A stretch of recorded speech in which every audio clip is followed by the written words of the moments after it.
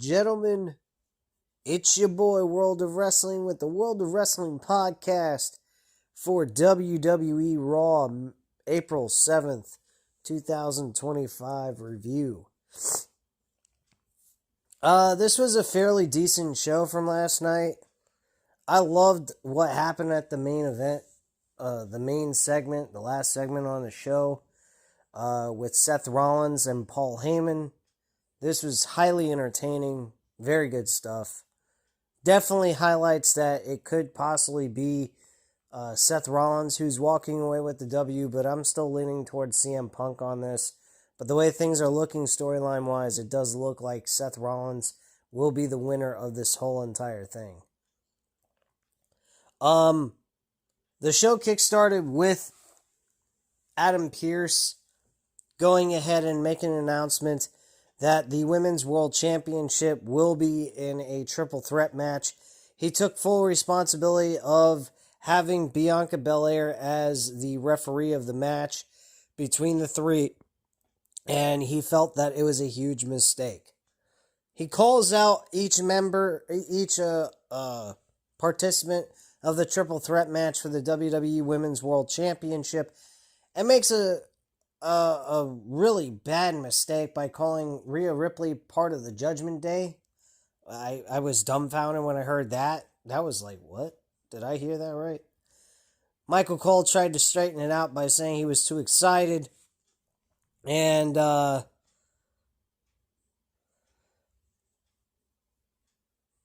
that, so he just made a mistake. Please forgive him. He was just excited, and I'm like, okay, Michael Cole, thanks for clearing that up for us and trying to, back up your boy, but sorry, but not sorry. That was real shit.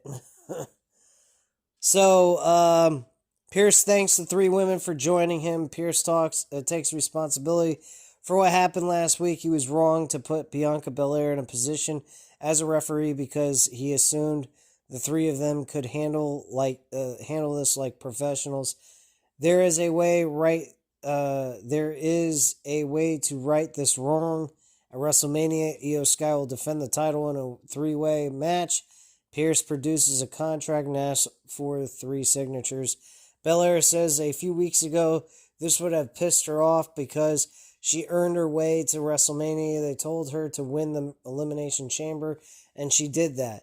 They told her to be the special guest referee, and she did that. She did it all through blood, sweat, and tears. Yeah, right, Bianca, sure you did. Ripley thinks that she can just walk in, do whatever she wants, and get added to the match. Belair doesn't care because she knows Ripley isn't going anywhere. She's happy Ripley is being added to the match. She's not afraid of Ripley. She went through the Elimination Chamber and watched 2 of her closest friends tear each other apart, and she still overcame. A Rhea chant picks up, and Belair says she's going to win the Women's World Championship at WrestleMania and will go through Ripley to get it. Belair signs the contract. Ripley begins to talk, but Belair tells her to shut up. Belair shoves the contract into Ripley and says she already got what she wants. Ripley picks up the contract and signs it. Ripley throws the contract at Belair, but she catches it. Sky starts to talk, but Ripley shoves her out of the way. Sky throws the microphone down and angrily goes to leave the ring. Pierce stops her and steps between Belair and Ripley. Sky then hits a springboard missile dropkick on Ripley, knocking her into Belair. It was a stiff drop kick, and Sky signs the contract, grabs her title, and leaves the ring. Once again, they continue to have Io Sky look like a fucking third wheel to all this when she's actually the champion. I don't like that. I think that's garbage. Next, we have the Judgment Day backstage. Finn Balor is shocked that Dominic Mysterio is added to the IC Championship match at WrestleMania. Yes, there was a 4-way title match for the IC title announced as well. Mysterio is excited. The women's tag team champions Liv Morgan says she got Mysterio added to the match. Either way, they win the title if one of them wins. Balor says it'll be time for Mysterio to prove he has what it takes to win at WrestleMania. People say Mysterio isn't tough enough and doesn't have the killer instinct. They say Mysterio is a loser. Belair, I keep saying Belair. Why? Baylor. Finn Balor says Mysterio can prove them wrong by beating Penta all by himself. Mysterio looks a little worried. Carlito says he has Mysterio's back. And Carlito then says he went to the Mall of America. That does not even... That's irrelevant to this whole entire segment of the show. Bayley is walking backstage. She'll battle Lyra Valkyria for the Women's Intercontinental Championship. This was a very fun match. The crowd was not too keen on a lot of stuff that happened on this show, but I don't really care. The match itself was very entertaining. Very good work. Probably the best match on the entire card. Lyra Valkyria, though, does pick up the victory over Bayley for the IC title, and she retains her belt. She celebrates afterwards, tries to shake Bayley's hand. Bayley wanted none of it because she was upset that she lost. She then stops, turns around, and gives Valkyria a hug instead. Bayley holds Valkyria's arm up. They will team together on SmackDown for a shot at the women's tag team titles at WrestleMania 41.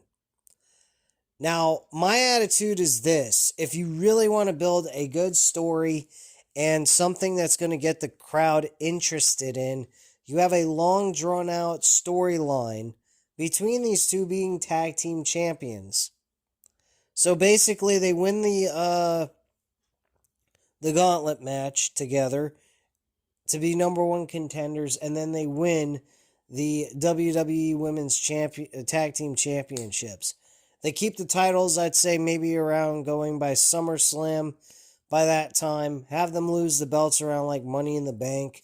And then Bayley turns heel and becomes a rival to Valkyria and takes the Women's IC Championship off of Valkyria altogether. That's how I'd do it. So I'd have Valkyria actually a double champion in this situation. Have Valkyria and her as tag team champions for quite a while until the late summer. And then at that time, have them be, by July for Money in the Bank, have them drop the tag team titles to somebody else.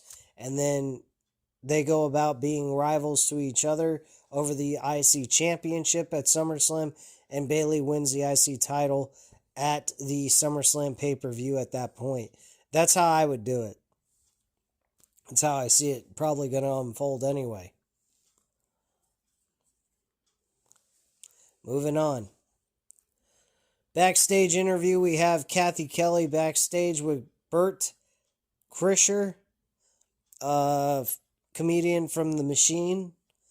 He drinks a lot of beer and rips his shirt off for whatever crazy reason.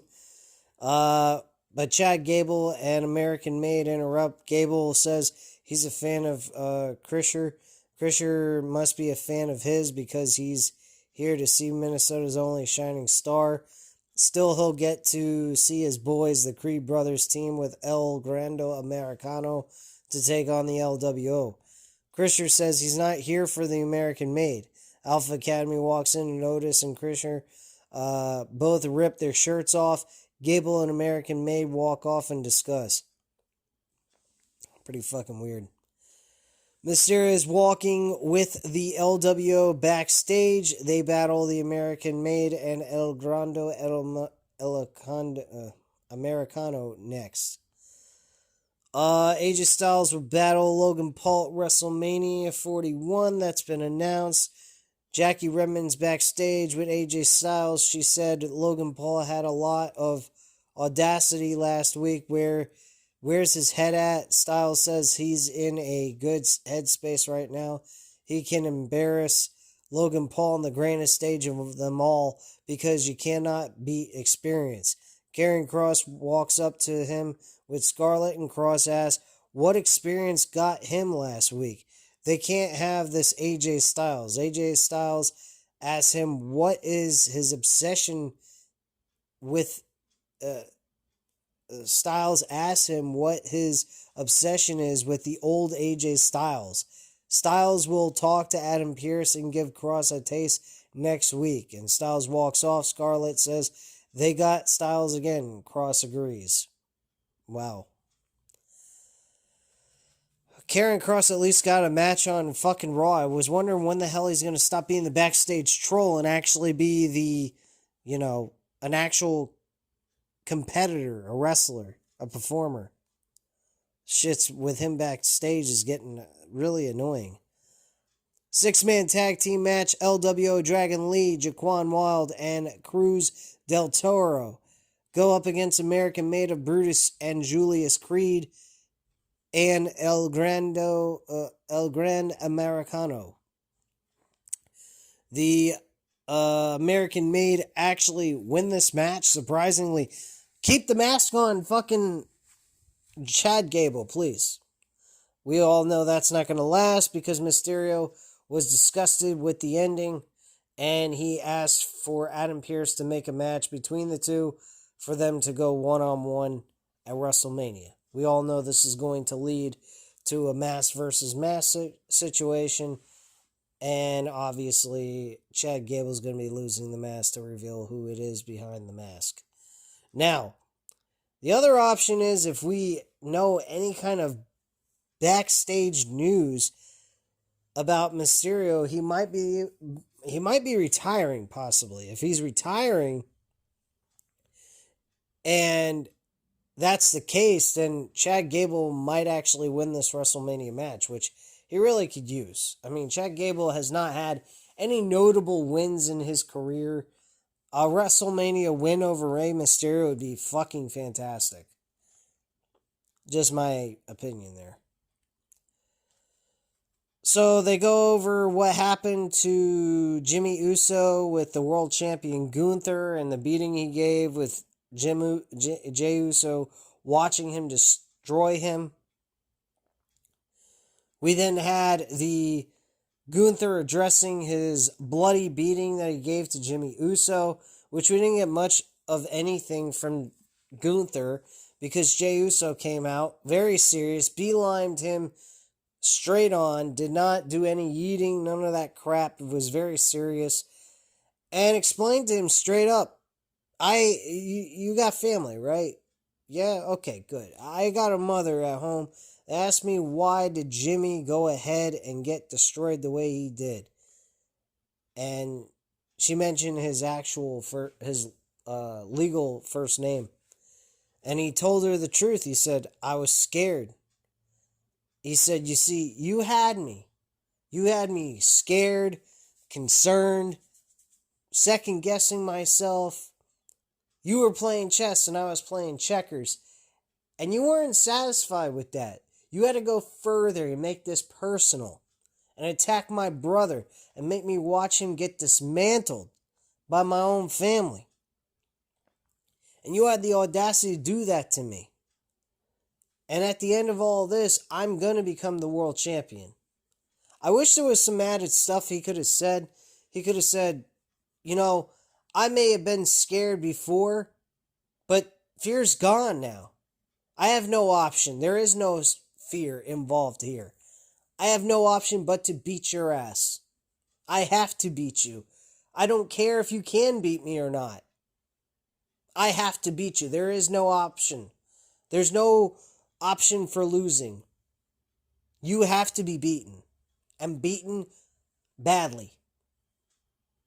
That's what I had him say. But what they had him say was, on point. It made sense. And it was close to what I was saying. But he pretty much said after him watching his brother get beaten up, he had a light bulb go on. And he said, no more fear. I'm not going to be fearful of you. I'm going to beat your ass at WrestleMania. I'm going to give you the biggest beating of your life. Pretty much is what he said in that promo. I thought that was excellent, direct, straight to the point, and full of heartfelt feeling behind the promo. Excellent stuff. The work they did last night was really good. especially the major storylines that they're focused heavily on, that this should have gotten straight up care for, because right after the Royal Rumble, we should have seen some other things besides the same shit we saw leading up to this point. I mean, I don't know what took them so long. Like I told you guys a few weeks ago, I stated they need to stay away from overseas television shows when they're doing builds like this. A build for WrestleMania deserves a lot of care and a lot of effort put into it. It's freaking WrestleMania. It's their biggest event out of all the events on a year-round basis. They're charging $10,000 a ticket to sit in the front row. That has never been heard of. They've never charged that much money to sit in a front row. I mean, I paid like $2,500 on a ticket to sit front row for the Royal Rumble in Tropicana. So, I mean, that's more reasonable than what they're asking for a WrestleMania ticket of $10,000 to sit in the front row. You got to be out of your fucking mind. That's a down payment on a house or a car. Like, who the hell does that? You got to be on fucking crack to fork out that kind of money with this kind of build. There is not one WrestleMania. I mean it. I don't believe there is one WrestleMania that deserves a $10,000 ticket payment. Not one. Maybe a few, but even that's stretching it. There's no way in hell anyone should have. I don't care if you're even rich. Why would you spend $10,000 per ticket to sit in the front row? Hell, even tickets that are in the nosebleed section are almost $1,000 a pop. You don't pay out this kind of money. This is outrageous. They are doing this because the fans are letting them get away with it, because they want to see the event in person. I mean, I was one of those people, but shit, if they told me it was like $5,000 a ticket, I would have been like, no, thank you. I'm good. I'll keep the $5K. Have a lovely day. Thanks. Shit. I wouldn't have done that. I mean, I'm surprised I even went through with it, but shit. I mean, it was my last chance at being at a major event. I had the money.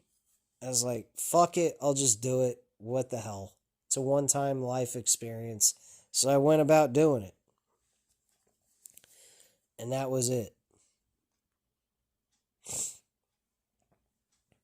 So, that was pretty much the entire segment for Jey Uso and Gunther. Very enjoyable stuff there. They go over recapping what happened with the favor from SmackDown this past Friday. Then we have Natalya and Maxine Dupree talking with Adam Pearce. Pearce tells them to jump into the deep end, and Rey Mysterio walks in and says he wants to face the idiot who mocks everything he stands for. Mysterio wants to expose him for the fraud El Gran Americano really is. Mysterio wants to pick the place, WrestleMania, and Pearce makes the match official. Next, we have the New Day defending the the War Raiders defending the Tag Team Championship against the New Day. This match was a joke. Nothing happened. It was a disqualification, and the New Day win the match by disqualification. War Raiders retain the tag team titles. There was a chair involved. I think it was Ivar who accidentally hit Xavier Woods with the chair. Referee saw it and called for the bell, and the match was over. Kingston rocks Ivar with a chair shot to the back of the neck, and Eric angrily attacks Kingston, but Woods helps to overcome him, and Kingston wedges the chair in the corner. They drive Eric headfirst into the chair, and the New Day sends Ivar into the timekeeper's area before getting in the ring to concentrate on Eric. Woods grabs Eric by the beard and places his head into the chair. Eric fought through a terrible neck injury to get back to action. WWE officials and referees run down to prevent Woods from doing anything crazy, and that was it. We got a video package that hyped up Cody Rhodes and John Cena's match at WrestleMania 41 for the WWE Championship. We then had Penta versus Dominic Mysterio one-on-one. Fairly decent matchup, but unfortunately Penta wins the match by the Penta driver for the win. Carlito quickly attacks Penta from behind. Carlito drops him with a backstabber, and Carlito and Mysterio begin to double team Penta until WWE IC Champion Braun Breaker comes out to the stage. Carlito goes to meet him on the aisleway, but Breaker splits him in two with an insane spear that was just fucking the most the most unbelievable spear that even Goldberg could not even perform. Braun Breaker's a fucking freak, and he doesn't use roids. The guy's a freak. The guy is like his uncle, Scott Steiner, and like his dad, Rick Steiner. They are just unbelievable guys, and Braun Breaker might be bigger than both of them.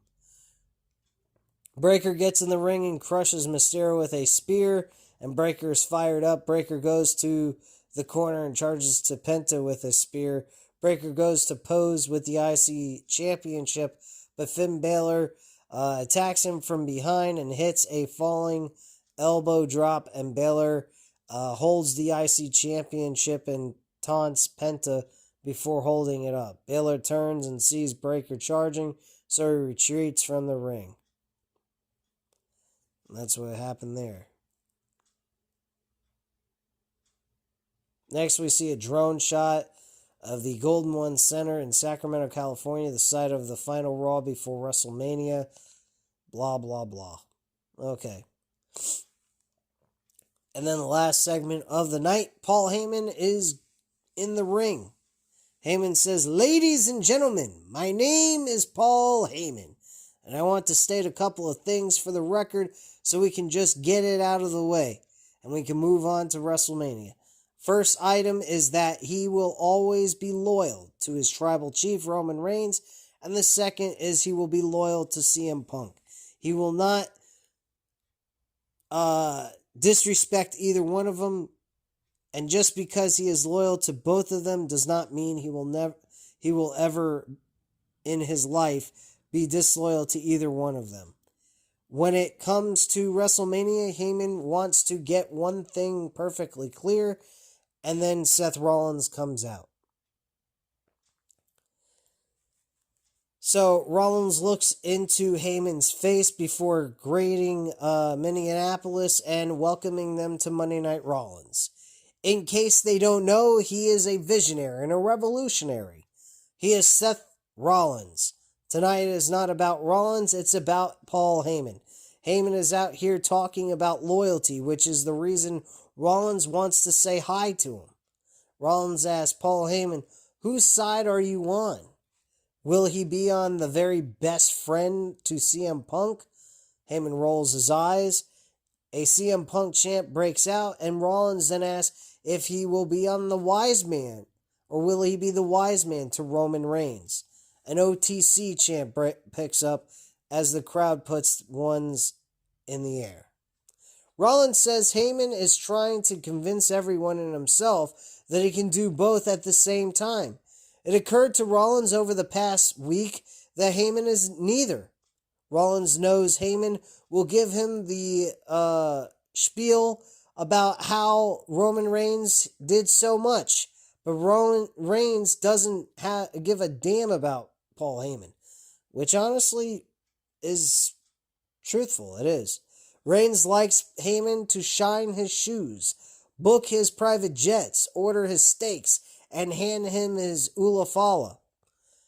Reigns doesn't respect Heyman. Rollins takes Heyman back to the main event of last year's WrestleMania when he lost the title thanks to some well-dressed visionary.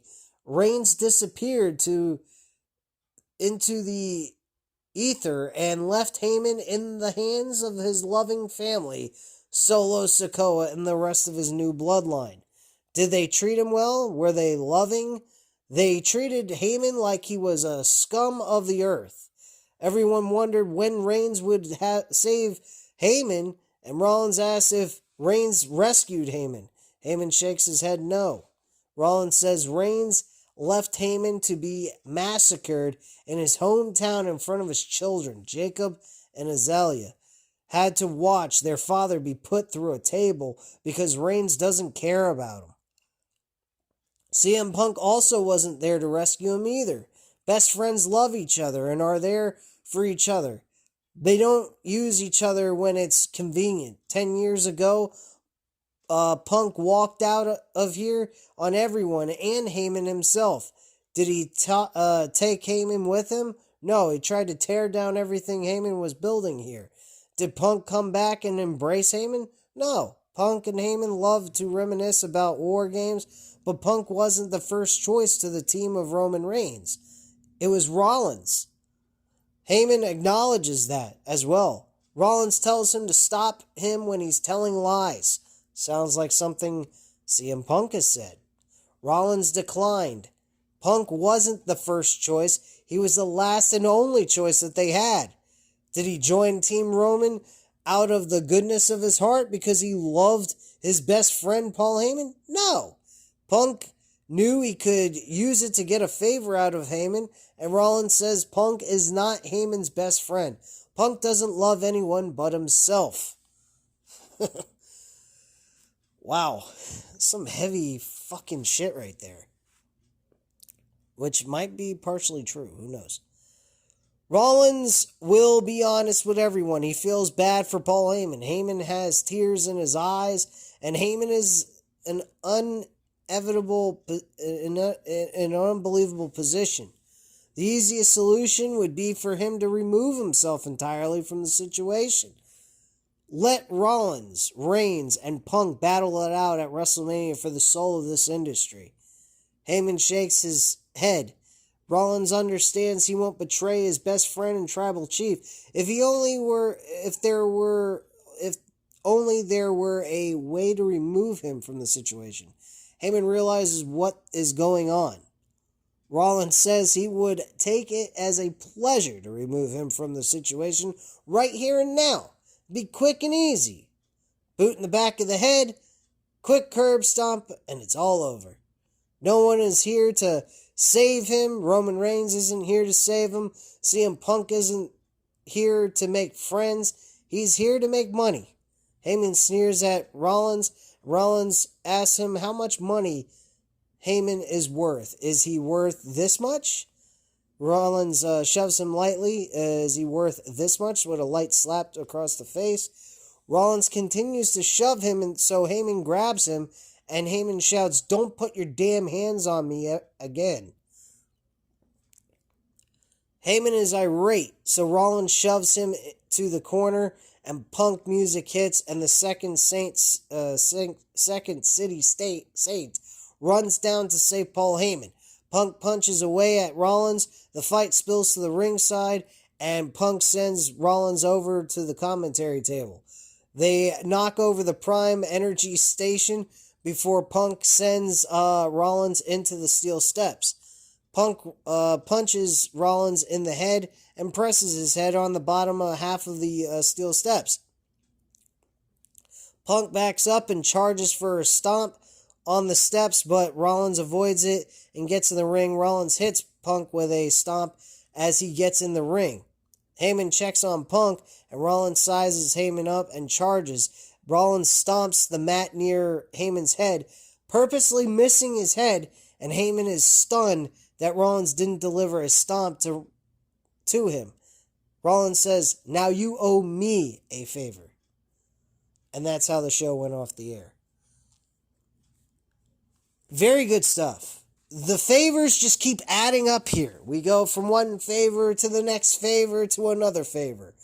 What is the favor that Seth Rollins will ask of Paul Heyman, since he showed remorse and did not go ahead and stomp his head right into the freaking mat and turning his head into mush, is going to do now?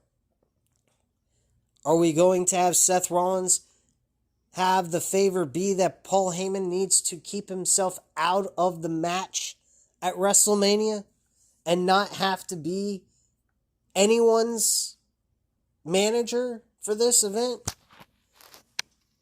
I hope that's the case, because if that is the case, we're leaning all the way back to CM Punk indefinitely, without a shadow of a doubt, because we could have Paul Heyman show up in the middle of the match anyway and fuck Seth Rollins over, giving CM Punk the W and walking away the winner of the triple threat match between the three men. So that he doesn't fuck over Roman Reigns or CM Punk, he fucks Seth Rollins over, since he had to be forced into the idea of doing the favor for him, but then later on basically breaks the favor he said he would do for Seth Rollins and still be in the corner of CM Punk to help him win the match at the end of the day without screwing Roman Reigns in the process. That could also happen as well. We'll have to see what the favor is that Seth Rollins asks of Paul Heyman at this point and see where this goes. But anyway, guys, that is it. That is the entire recap of the show. I hope you enjoyed this review. If you did, go ahead, hit the like button. Hit the like button if you enjoyed the video. Hit the subscribe button if you're not already subscribed to the channel. And leave a comment down below. I'll definitely get back to you on that. Thank you guys very much for watching. Have a great night, guys. Bye.